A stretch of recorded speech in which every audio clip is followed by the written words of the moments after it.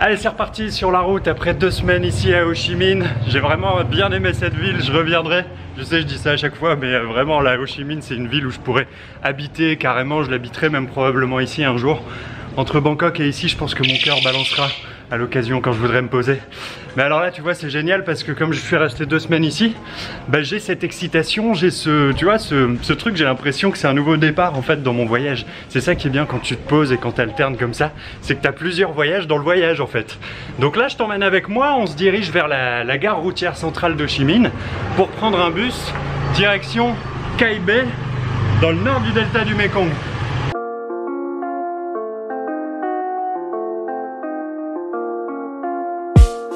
You all about my business, yeah, I've been working hard, always keeping to myself. Why you acting like a witness, man, trying to get a piece once I'm getting all this world. No, you don't need to get involved, no, no, you don't need to get involved, no, no. Now you trying to get involved, no, no, you don't need to get involved, no. Why you trying to get involved, no, no, you were never about the squad, no, no. You don't need to get involved, no. Friends, you must be crazy. I've been working till the day's end. Like, why you hating? I've been doing this for years straight. All 7 days, keep the practice till they fear Jay. That's on the way. Flow is mean, but I may seem nice. Illuminated by the glow of all these street lights. I've been dreaming miles up while taking. Et voilà, je suis posé dans mon nouveau chez moi, bah, tu vois c'était rapide en fait, il y a à peine 2 heures de route, donc c'est hyper vite fait. Après avec les scooters, il faut compter 3 heures en tout, mais depuis Saigon pour venir jusqu'ici, bah, tu vois que ça va vite, tu peux largement le faire en une journée. Il y a des bus qui partent toutes les demi-heures, c'est hyper facile, ça coûte pas cher, donc c'est super. Et puis là, j'ai un petit jardin. Bon, il n'est pas forcément super bien entretenu le jardin, mais ça fait un petit peu de verdure, c'est toujours bien. Et puis les alentours ont l'air vraiment jolis, donc on ira se visiter ça demain. On va prendre un vélo demain parce qu'ici en fait ils prêtent des vélos gratuitement, donc ça c'est cool. Mais on se fera ça demain parce que là il est déjà un petit peu tard et on se fera une belle journée pleine demain pour aller voir ça. Aujourd'hui ce qu'on va faire c'est que je vais prendre une petite douche et puis on va continuer de répondre aux questions de la FAQ. On va prendre des petites questions aujourd'hui et essayer d'en faire le plus possible, on va essayer d'avancer. Ok, c'est parti, on va essayer de faire le plus court possible aujourd'hui. Objectif concision.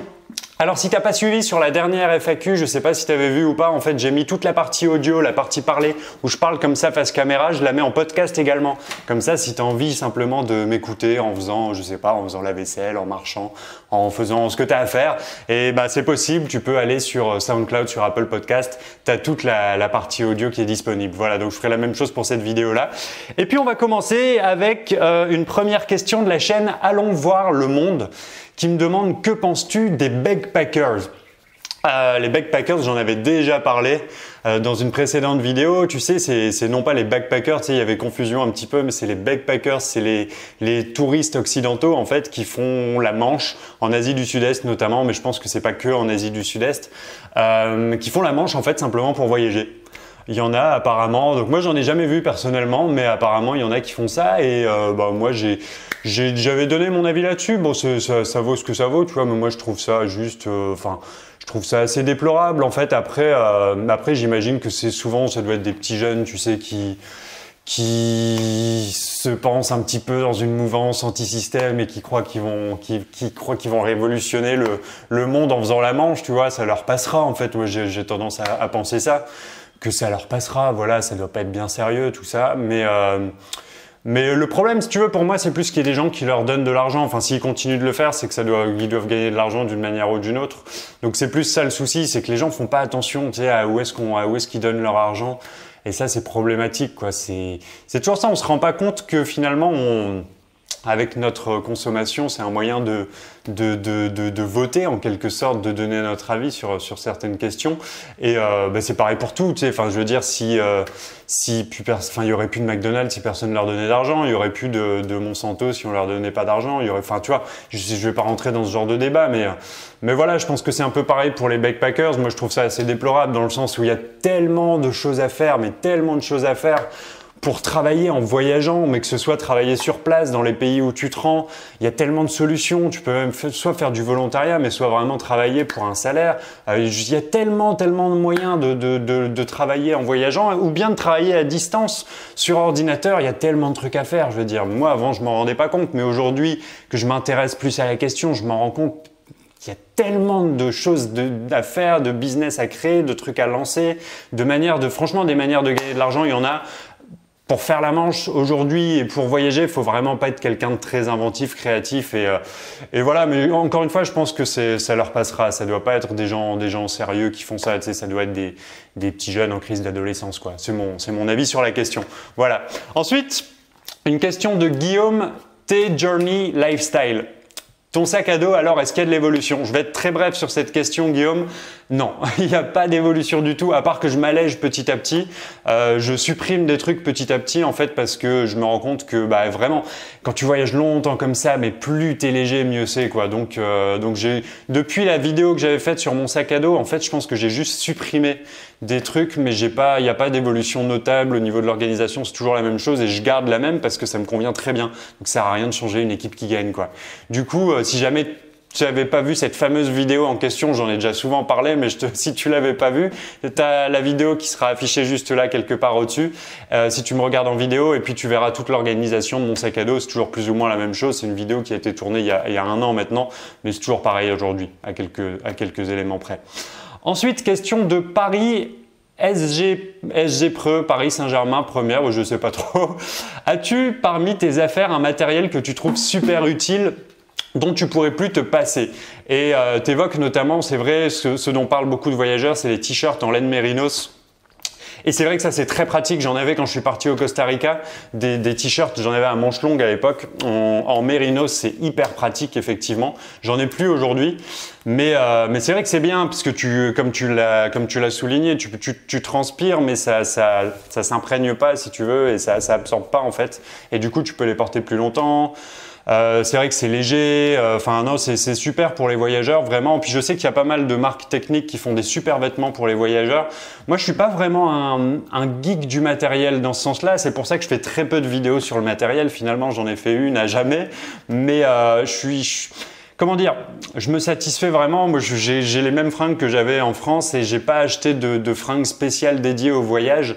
Et c'est vrai que je suis pas un geek de ça. Alors après, peut-être que si j'avais plus de budget, peut-être que je consacrerais une partie de mon budget à améliorer mon confort de voyage. Mais avec le budget que j'ai aujourd'hui, c'est pas un impératif pour moi et j'arrive très bien à voyager sans avoir de gadgets, d'accessoires ou de trucs spéciaux à voyage, tu vois. Donc voilà, c'est pour ça que je parle très peu d'accessoires. Donc non, en fait, j'ai pas de... le seul truc, moi, dont je peux plus me passer du tout, en fait, c'est con, hein, mais c'est simplement un crayon, un carnet, et un cahier, un Kindle. Ce serait vraiment... c'est bateau, hein, ce que je te raconte, mais ce serait vraiment si tu voyages, c'est vraiment ton allié, quoi, le Kindle, ou bien au moins l'application sur ton téléphone. Mais à part ça, non, des écouteurs pour écouter des podcasts. Mais sinon, non, j'ai pas de matériel dont je peux pas me passer, pardon. Ensuite, des endroits qui m'ont le plus marqué, les endroits qui m'ont le plus marqué de tous mes voyages. Que ce soit en termes d'émotion ou en termes de rencontres. Alors, c'est compliqué comme question. J'avais déjà un petit peu répondu en termes de rencontres récemment. Mais d'une manière générale, il y a tellement d'endroits qui m'ont marqué pendant mes voyages. Mais c'est vraiment, si je devais mettre quelque chose au top du top, je te dirais assez généralement l'Inde en fait. Parce que c'est vrai que l'Inde, c'est quand même un voyage qui a une portée à part entière et une portée vraiment différente. Et je sais pas, j'ai éprouvé des émotions dans tous mes voyages, j'ai fait des super rencontres dans tous mes voyages, mais c'est vrai que l'Inde, c'est peut-être le voyage que j'ai vécu le plus avec les tripes et qui m'a fait ressentir ce truc de l'intérieur le plus fort. Et ouais, je pense que l'Inde, voilà. Puis en plus, j'avais vraiment la sensation, si tu veux, d'être au bon endroit, au bon moment. Je pense que c'était vraiment le bon moment pour moi comment dire, dans ma carrière, c'est pas une carrière de voyageur, mais tu vois, dans ma vie de voyageur, je pense que ça arrivait vraiment au bon moment, c'est-à-dire ni trop tôt ni trop tard. Je me sentais vraiment en cohérence quand j'étais en Inde, j'étais au bon endroit et du coup, je me sentais juste bien et donc j'ai un super souvenir émotionnellement de ce que j'ai ressenti en Inde. Donc je te dirais l'Inde vraiment au-dessus, mais après il y a des endroits, enfin, je sais pas, j'ai adoré énormément d'endroits, notamment en termes de je sais pas, des paysages qui m'ont marqué. Moi, je suis très nature. Enfin, j'aime bien les villes d'un côté, mais j'aime beaucoup, je suis très nature aussi. Et en termes de nature, ce qui m'a marqué vraiment, c'était le Corcovado. Alors, c'est dans la péninsule d'Osa, au Costa Rica. Alors là, il y a une oie, tu vois, qui fait du bruit, mais c'est pas grave. on est en pleine nature, donc c'est assez. Il y a des coqs, il y a des oies. Il y avait une grenouille tout à l'heure dans la douche, c'est sympa, tu vois. Et du coup, donc la péninsule d'Osa. Au Costa Rica, c'est magnifique. Et d'une manière générale, le Costa Rica, c'est vraiment un joli pays en termes de nature. C'est super, super beau. Mais la péninsule d'Osa, ça m'avait marqué. C'est hyper préservé, c'est super joli. Donc moi, j'avais adoré. Et puis l'île Tioman en Malaisie, j'ai vraiment, vraiment beaucoup accroché. C'est magnifique aussi l'île Tioman. C'est une île volcanique qui est en termes de superficie, qui est grande, mais il y a qui est très peu peuplée, si tu veux. Du coup, t'as cette ambiance très paisible, ça respire, tu sais, c'est un petit paradis sur terre, quoi. Puis à l'intérieur, comme je te dis, c'est volcanique et t'as une jungle qui est extrêmement dense. Tu peux faire tout le tour de l'île en vélo, donc c'est vraiment sympa. Je pense qu'il y a il y a une partie de l'île où il y a des voitures, mais une grosse partie de l'île où il n'y a pas de voitures, il me semble. Il y a des plages paradisiaques. Enfin bref, c'est une île extraordinaire. Vraiment, j'ai adoré l'île Tioman. Et puis après, voilà, je vais pas, mais il y a tellement d'endroits que j'ai vraiment adoré, quoi. Mais s'il faut vraiment mettre quelque chose en haut, ce serait l'Inde, quoi. Indéniablement. As-tu visité des endroits en France qui t'ont particulièrement marqué? Tu nous dis que toi, apparemment, tu as vécu 1 an en Asie et quand tu es rentré en France, tu as été marqué par le fait que ce soit magnifique et qu'en termes historiques, que ce soit vraiment joli, contrairement à l'Asie où tout est tout neuf finalement. Et c'est vrai qu'il y a beaucoup de parties d'Asie du Sud-Est où tout est neuf. Je te rejoins là-dessus. Mais moi, par contre, je connais trop peu la France, malheureusement. C'est vrai que ça me fait défaut. Je connais trop peu, donc je vais pas pouvoir te répondre forcément parce que j'ai très peu visité d'endroits en France finalement. À part des villes, alors moi il y a des villes que j'adore, notamment Marseille récemment, j'aime vraiment beaucoup Marseille. De ce que j'en ai vu, Lyon, j'ai vraiment beaucoup aimé aussi, j'y suis allé récemment, mais je connais pas de beaux endroits magnifiques en France, je connais trop peu.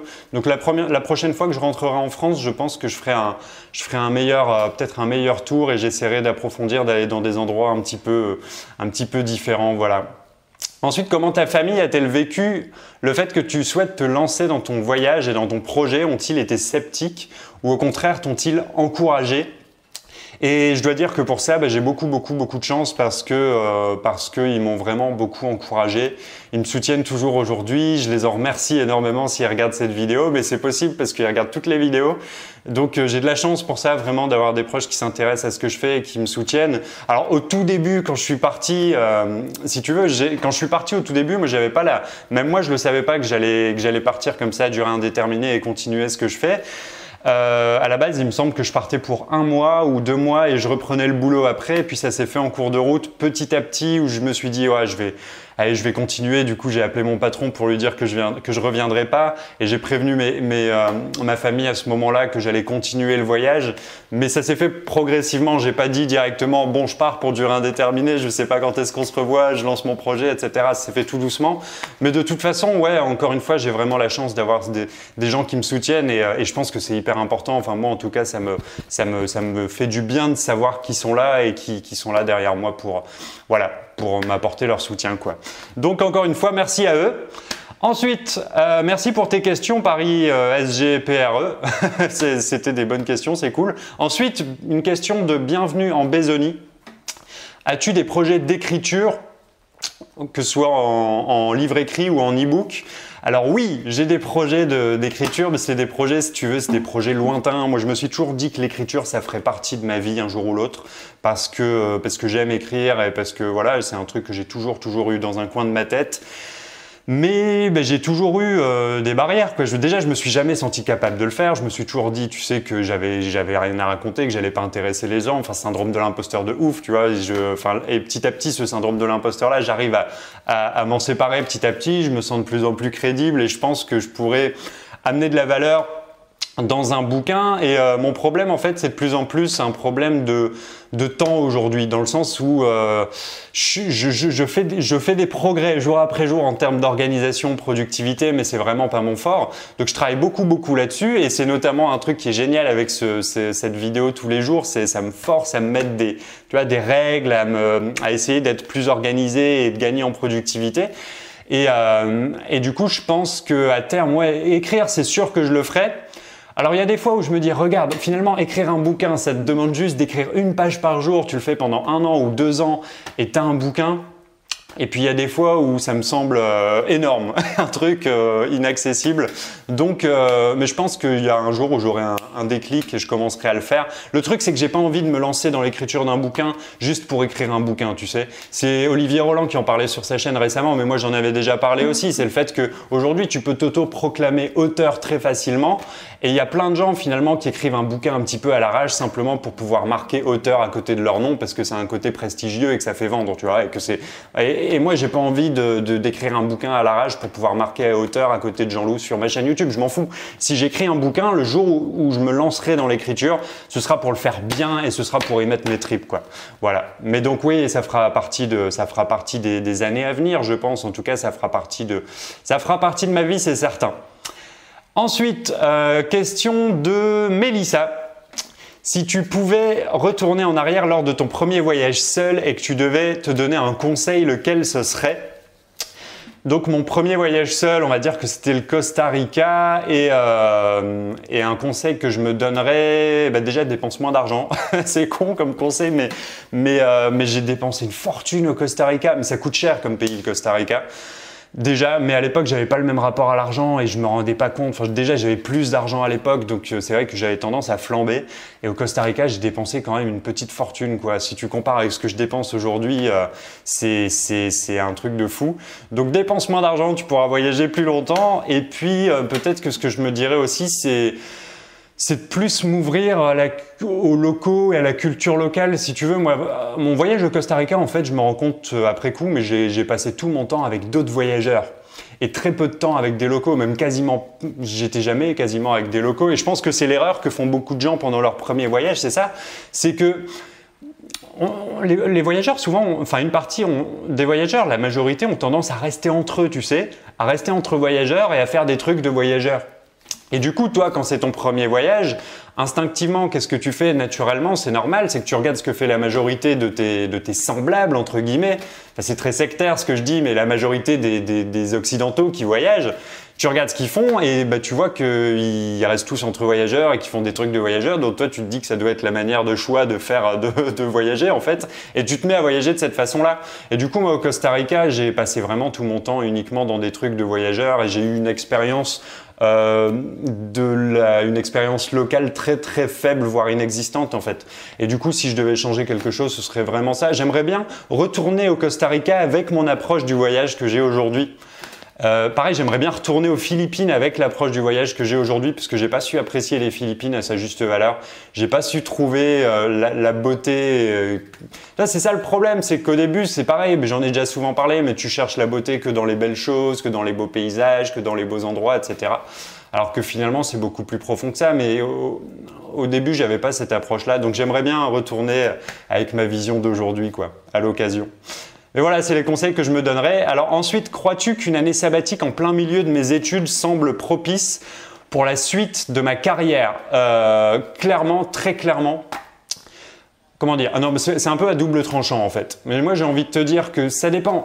Pour la suite de ta carrière, j'en sais rien parce que je sais pas ce que c'est ta carrière, je sais pas ce que tu fais comme études, mais simplement, je pense que si la question à te poser, c'est si tu fais les études que tu fais en ce moment, par choix, si c'est un truc que tu as choisi, si c'est un truc que tu fais avec ton cœur, tu le fais parce que tu sais que ça va te mener à la vie que tu as envie d'avoir, que c'est un truc, tu vois, que tu que tu fais sciemment, un truc que tu as choisi et que tu fais pas des études simplement pour faire des études parce que ça fait bien de faire des études ou parce que tes parents veulent que tu fasses des études, tu vois. Si c'est un truc que tu as vraiment choisi, dans lequel tu te sens bien et qui colle, qui est cohérent avec tes aspirations, bah moi je te dirais continue, finis tes études et puis tu auras tout le temps de voyager après en fait. Si tu considères le voyage simplement comme, enfin le fait de prendre une année sabbatique simplement comme un moyen de souffler un petit peu, de t'aérer l'esprit, de respirer, mais que tu veux pas en fait, enfin que c'est juste en fait des vacances pour toi, je pense que c'est pas une bonne idée. Je pense que tu devrais continuer tes études jusqu'au bout et puis voyager par la suite, quoi.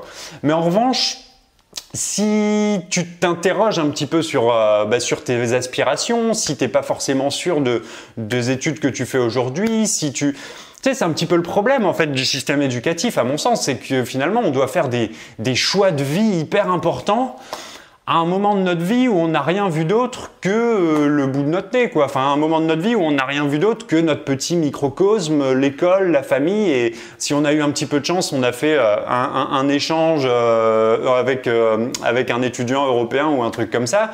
Mais tu vois, on n'a rien vu, quoi. Et pour moi, faire cette année sabbatique et prendre le temps de se poser, prendre le temps de se demander vraiment où est-ce que je veux aller, de se poser les vraies questions, et puis avoir accès à cette ouverture d'esprit que t'offre le voyage, je pense, à mon sens, ça devrait presque être obligatoire en fait. Avant de prendre ses choix de vie, ça devrait quasiment être obligatoire. Avant, ils avaient l'armée par exemple, bon, ça n'a rien à voir, je ne vais pas comparer l'armée et le voyage, mais je pense que ça avait cet avantage déjà de dégourdir, puis de te faire voir autre chose, quoi, de te sortir un peu de ta zone de confort et de t'ouvrir l'esprit avant de faire des choix. Donc moi, je pense vraiment qu'on fait les choses à l'envers. Et je pense que si tu es dans cette situation, c'est-à-dire que tu t'es lancé dans tes études, mais tu as besoin de cette année sabbatique parce que tu penses que ça va te permettre d'y voir plus clair sur toi-même et peut-être de faire des choix plus cohérents avec toi-même, peut-être d'avoir de nouvelles opportunités. Tu sais, en un an de voyage, il peut se passer tellement de choses. Mais moi, si c'est cette approche-là, je te conseille vraiment de partir. Tu vois, n'hésite même pas, fais ton année sabbatique, tu vas tellement apprendre, honnêtement.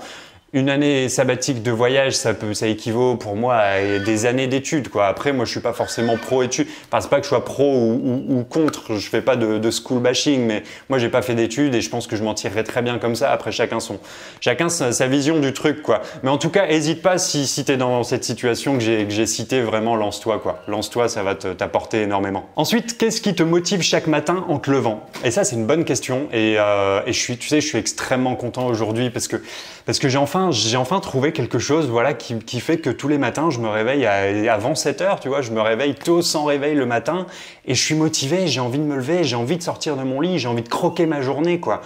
Et je pense que, enfin voilà, moi avant, j'étais du genre à me lever le plus tard possible, à rester dans mon lit le plus longtemps possible, avant d'aller au travail, à grappiller chaque minute de rester cocooning dans mon lit parce que j'avais pas cette motivation. Si tu veux, il y a deux styles de motivation. Je pense qu'il y a une motivation qui est complètement intrinsèque, comme la motivation que je vis aujourd'hui, qui peut exister en fait uniquement quand tu as trouvé vraiment quelque chose qui t'obsède et avec un pourquoi fort en fait. Et sans ce pourquoi fort, c'est tout le problème. C'est que la plupart des gens, on va travailler, on fait des trucs dans notre vie, mais on ne sait pas vraiment pourquoi derrière. On n'a pas ce pourquoi, on n'a pas ce truc qui nous anime, tu vois, ce feu sacré à l'intérieur. Et quand tu trouves ce qui vraiment t'anime, t'obsède, parce que c'est vraiment une obsession. Moi, je veux dire, ce que je fais aujourd'hui, j'y pense matin, midi et soir, j'y pense en me couchant, en me levant, tu vois. Et c'est un truc, ça sort pas de ma tête, tu vois, je ne pense qu'à ça. C'est une obsession, c'est une passion. Et je pense de toute façon que les gens qui réussissent et qui évoluent sont obsédés d'une manière ou d'une autre par ce qu'ils font. Mais quand tu as cette obsession, quand tu as ce pourquoi fort et ce moteur, tu n'as plus besoin d'aller chercher des astuces de motivation à droite à gauche, de comment te pousser, etc. Parce que la motivation, elle est intrinsèque, elle est là, elle est à l'intérieur de toi. Donc ce qui me motive, moi, le matin, c'est ce que je fais en ce moment. Ce qui me motive, c'est de me dire que en plus, là, je fais une vidéo par jour. Donc aujourd'hui, je vais faire une vidéo que peut-être que ça va pouvoir aider des gens, peut-être que ça va inspirer des gens, peut-être que ça va faire grossir ma chaîne, peut-être que ça va me faire évoluer. Cette impression d'être en évolution, en fait, en évolution vers tes aspirations, pour moi, c'est vraiment la clé. Et voilà, quand tu as trouvé cette cohérence dans ta vie, je pense que la motivation, elle est naturelle. Tu vois, la motivation, c'est pas un truc rajouté, c'est pas un truc… tu vois, on voit plein de vidéos, comment être plus motivé, mais comment être plus motivé? Trouve un truc cohérent, quoi. Trouve un truc cohérent avec toi-même et tu vas voir que tu seras motivé tous les jours, il n'y a pas de souci. Évidemment, bien, parfois, tu as des baisses de régime, mais la motivation, elle reste là, le feu sacré, quoi. Ensuite, le voyage ne t'a-t-il pas éloigné de certains proches? Tu parles d'amitié en l'occurrence, ou au contraire rapproché de certaines amitiés? Ben justement, tu as complètement mis le doigt dessus parce qu'effectivement, ça m'a éloigné de certains et ça m'a rapproché de certains. Et comme j'en parlais récemment, on en parlait sur le groupe Facebook notamment. Elle est motivée, la Loi, t'as vu? On en parlait sur le groupe Facebook récemment et en fait, pour moi, ça a été quelque chose de bénéfique dans le sens où ça m'a permis de faire un tri naturel dans mes relations. Et finalement, tu te rends compte que on a beaucoup de relations. Mais il y en a très peu finalement sur toutes ces relations qui sont vraiment des relations vraies, profondes, avec un vrai échange de valeurs. Et je pense que tu peux appliquer la fameuse loi de Pareto, tu sais, à tes relations notamment, et trouver les 20% de tes relations qui t'apportent 80% de valeur. Enfin, pas qui t'apportent forcément, mais dans lequel tu échanges 80% de valeur. Et en l'occurrence, le voyage, pour moi en tout cas, a permis de faire ce tri de manière complètement naturelle, ce qui fait qu'aujourd'hui, je me suis effectivement rapproché de certaines personnes. Et il y a d'autres personnes avec qui on n'est plus en contact et c'est pas grave. Moi, je veux dire, j'ai pas besoin d'avoir des centaines de relations. Je suis très content d'avoir juste quelques amis, mais quelques vrais amis, des gens dont je sais qu'on peut s'appeler à n'importe quelle heure du jour et de la nuit et ils seront là. Alors moi, je suis pas du genre à donner beaucoup de nouvelles. Heureusement ou malheureusement, j'en sais rien. Mais en tout cas, je sais que ces gens-là, quand je les appelle ou quand je rentre ou quand ils m'appellent, on est là, quoi. On est toujours, malgré la distance et malgré le temps, on reste connecté, quoi. Donc voilà, un tri naturel, je pense, et c'est une très bonne chose. Ensuite, et on va finir sur ces questions, un point négatif et un point positif du voyage, juste un seul. Alors ça, c'est compliqué aussi. Un point positif. C'est vraiment dur, tu vois. Moi, j'en trouve plein, parce qu'aujourd'hui, c'est devenu mon mode de vie, le voyage, et je pense que ça fera partie de ma vie pour encore un moment, pour encore longtemps. On en parlera dans la prochaine FAQ parce qu'il y a des questions là-dessus. Mais si je devais tirer un seul point positif, ce serait cette sensation évidemment de liberté énorme et d'indépendance, en fait, cette indépendance d'esprit, tu sais, le fait de pouvoir te détacher complètement par la distance que tu prends de ton environnement, le fait de pouvoir te détacher de la bien-pensance, de la bienfaisance, de tout ça, on s'en fout. Quand tu es en voyage, c'est toi qui fais tes propres choix, tu choisis ce que tu as envie de choisir, de penser, de croire. Et donc cette indépendance d'esprit énorme, quoi. Voilà, ce serait le point positif. Et puis le point négatif, un gros point négatif, ce serait, voilà, j'en ai déjà parlé, mais je pense les proches, c'est vrai que c'est un petit peu dur quand c'est des longues périodes comme ça, même si c'est un choix et qu'on l'accepte parce qu'on sait que c'est la bonne chose à faire. C'est vrai que c'est un petit peu dur le fait d'être éloigné. Que ça ferait du bien parfois de pouvoir se voir plus régulièrement, même si grâce à Skype notamment, on peut se voir quand même assez souvent. Mais les proches évidemment, et puis quoi d'autre? Le fait aussi de pouvoir, tu sais, d'avoir un petit, les petits plaisirs simples. J'en parlais aussi récemment, mais le fait notamment de pouvoir cuisiner, moi c'est un truc que j'aime beaucoup, qui me manque. Et du coup, j'essaye de prendre des Airbnb plus souvent aujourd'hui, comme ça je peux me faire à manger. Mais c'est con, mais c'est vrai que quand tu voyages, tu manges tout le temps au resto. Alors vu de l'extérieur, pour ceux qui voyagent pas, tu te dis ça a l'air d'être le paradis, quoi. Mais finalement, c'est agréable de se faire son petit truc à manger à soi, tu sais, d'avoir ce petit truc-là. C'est pareil pour faire du sport. Moi, j'ai beaucoup de mal à faire du sport en voyage. C'est un truc qui me manque. Donc j'aime bien mes périodes où je suis un peu plus posé, où je peux faire plus facilement du sport. Puis tous ces petits plaisirs, voilà, d'une vie un peu plus stable, parfois, c'est vrai que ça peut manquer, mais bon, c'est le jeu, quoi. C'est le jeu. Voilà, donc c'est tout pour cette FAQ. J'ai encore une fois bien parlé, je m'en rends compte et j'en suis navré, mais j'ai vraiment fait de mon mieux pour raccourcir mes réponses. J'espère que ça vous a plu. N'hésitez pas pour celle-là, pour les prochaines, à écouter sur Apple Podcast ou sur SoundCloud si vous trouvez que c'est un petit peu trop long et que ça se prête mieux à l'audio. N'hésitez pas à me dire ce que vous en pensez dans les commentaires. On se retrouve du coup demain pour une toute nouvelle vidéo. On ira se balader un petit peu dans la nature. Ça a l'air vraiment joli les alentours, donc je vais t'emmener faire un petit tour pour voir un peu ce qui se passe. Et puis voilà, je te souhaite de passer une belle journée. À demain. Salut!